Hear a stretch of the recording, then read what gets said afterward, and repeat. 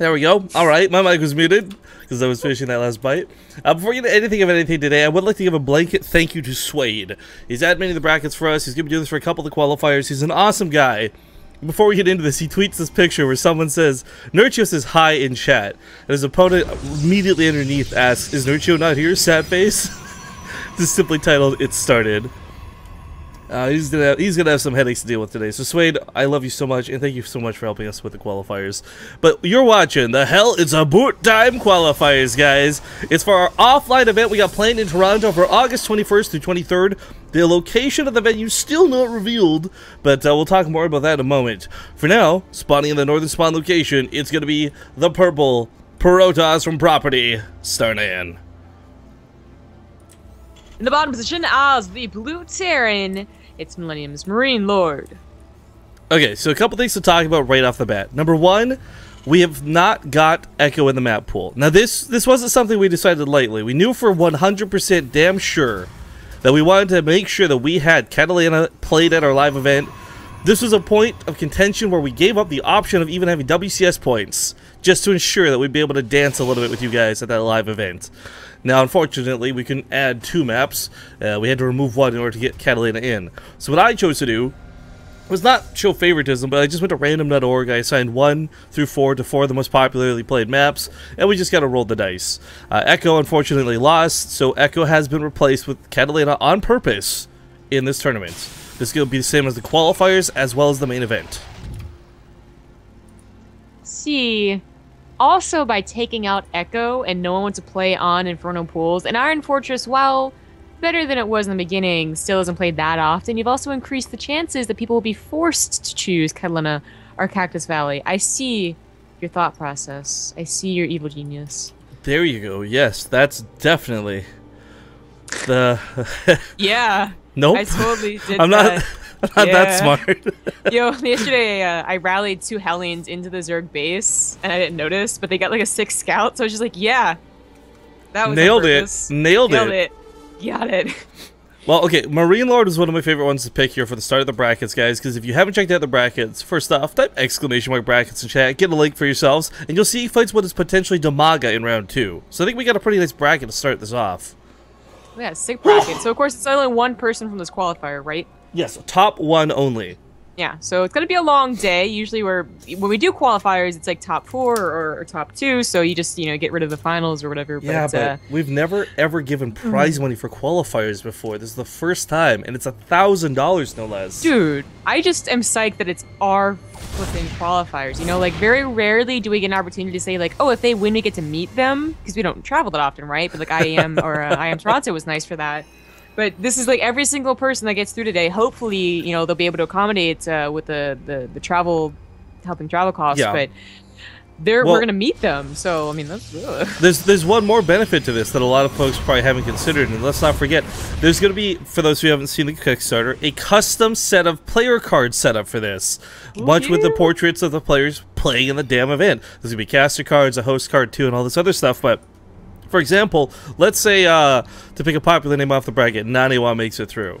In order to get the $1,000 for the qualifier, he has to sign just a thing that says, hey, it's cool for you to use my face on those cards. Boom, Naniwa player card.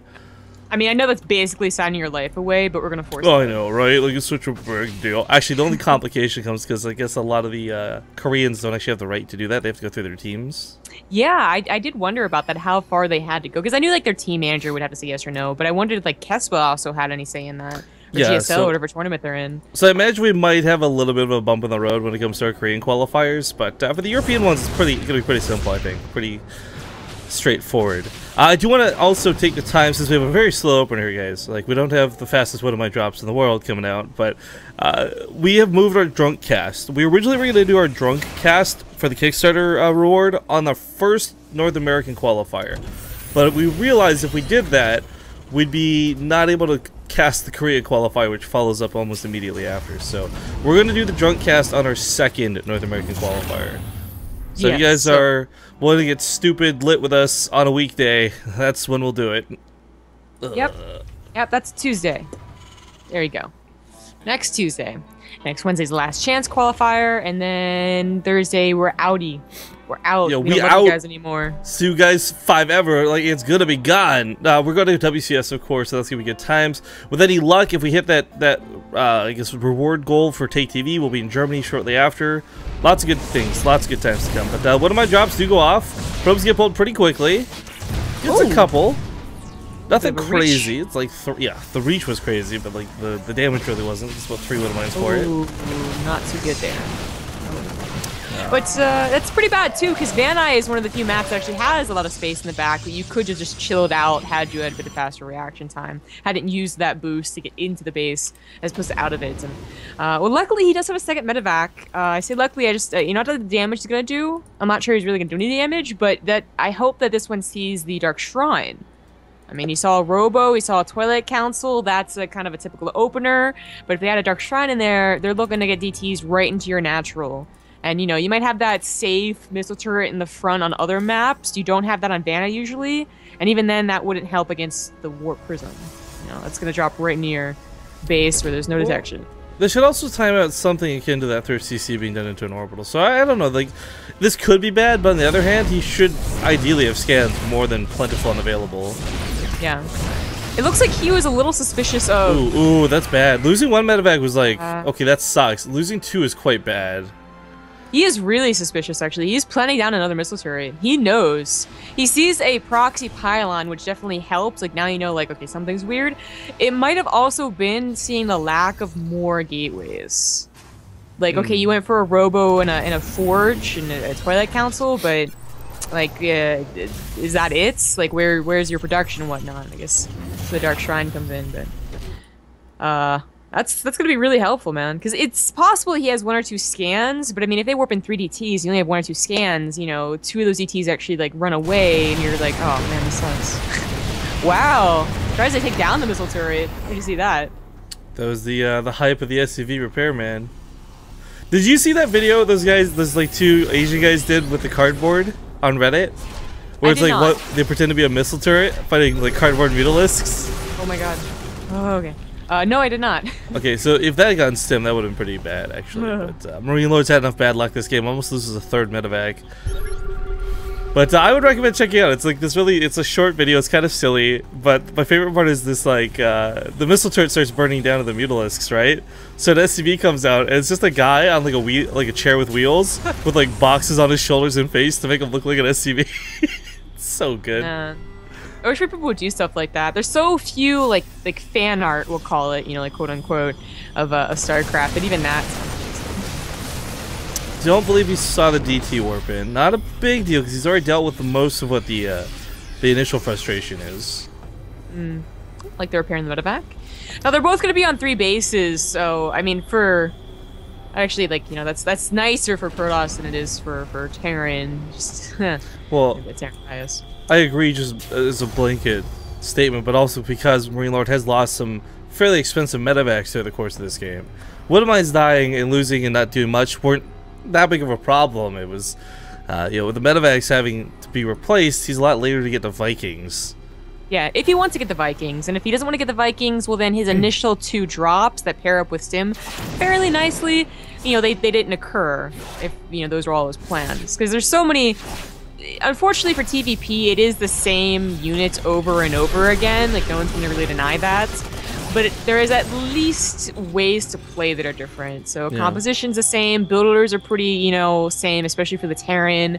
But at least you have the option of playing either, like, hyper-aggressive with, like, a lot of medevac drops, or playing very safe, kind of stale, to be honest, in a Vikings, maybe Ghosts if an SCV pool doesn't work. Right now, MarineLord is not going super aggressive with drops, but he is still producing only medevacs. So I would imagine he's going to depend on some fancy footwork when it comes to like direct engagements. Like, we're going to really see some good micro. 3 medevacs, like 8 widow mines later, and he's barely gotten 11 kills. A little bit rough. A little bit rough. Now, someone's asking questions about the qualifiers, guys. There's 2 European qualifiers. There's going to be 2 Korean qualifiers. There's going to be 2 North American qualifiers. But the North American qualifiers are different, because top 2 from each will get through there. And 1 last chance qualifier.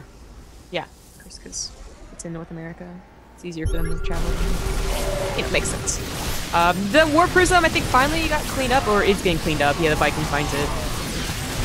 Dude, for all the cool stuff that happened at E3, and then as much as I absolutely loved the Bethesda booth, the worst part, though, for me was like, hey, guys, it's cool and it works just because it works, okay? Believe me. I'm like, that doesn't make me believe you at all. Wait, what works? When he was like describing all the new Fallout mechanics and stuff, but that story can be put on hold. This Nexus gets torn the F down. Probes get massacred. Stalker's gonna come in, but again, so far ahead of the Colossus, you can actually snipe the Stalkers to get out of there with the Medivacs. Perhaps not anymore. The new Warpin's gonna be just a little too much. Yeah, just go back though. That's what yeah, I brought up earlier. The Van Eye has a spot in the back that you can just stick your Medivacs in, and if they don't have Phoenixes. So, I mean, he saves most of the army. Half of that army for a Nexus plus a couple of probes. That's actually not that bad. If it was like, if Starnan was ready to go with an army, that might be worrying. Like, oh god, he's gonna counterattack me. You know, we've all played those games. You snipe your Nexus, then they attack you, and you still end up losing. It's disappointing, but it looks like Starnan's really not looking to do that. His army really isn't all that big. He did get a pretty fast third Nexus he was allowed to, but really it's just that his Colossus count is high, but I guess fodder count is really low. So it's a scary army, unless you get like a really good concave, and then actually it's not that scary of an army. Well, Medivacs will pick up and disengage once again. I guess it is one of those things where you're right. Like you've got these incredibly powerful units in the Colossus that will just destroy most bio armies. There's not a lot of Vikings with this, and there's still intentionally not more Vikings with it because he's playing to win the game through drops and mobility and splitting his opponent rather than one big A-move SCV pull. Yeah. This is enough of a, like, there's enough Marauders in here. Again, if they can get into concave. With the mines. I think he takes care of these Colossus. Maybe not. No, I think he will. There's more Marauders coming from the backside. 2 Colossus go down. Third one gonna fall. There you go. Viking get a little bit of the action. This poor guy hasn't gotten much done this game at all. But, wow, that removes pretty much the biggest threats to the playing field. Now, there are Dark Templar. It looks like he's gonna hold on to this. Starnan, that is. But he's still in pretty rough shape. He lost most of his slow tech. He lost most of his expensive tech. And he's still trying to get that third/natural back up. Yeah. The good news is that his upgrades are somewhat impressive. They did get the 2/2 far ahead of MarineLord, so if he has charge, which I think he does, then his ground units, they're okay at buying time. You know, a couple of DT Warpins be really annoying. He could certainly buy a lot of time, but you need a lot of time. His Colossus count was seriously reset down to 0.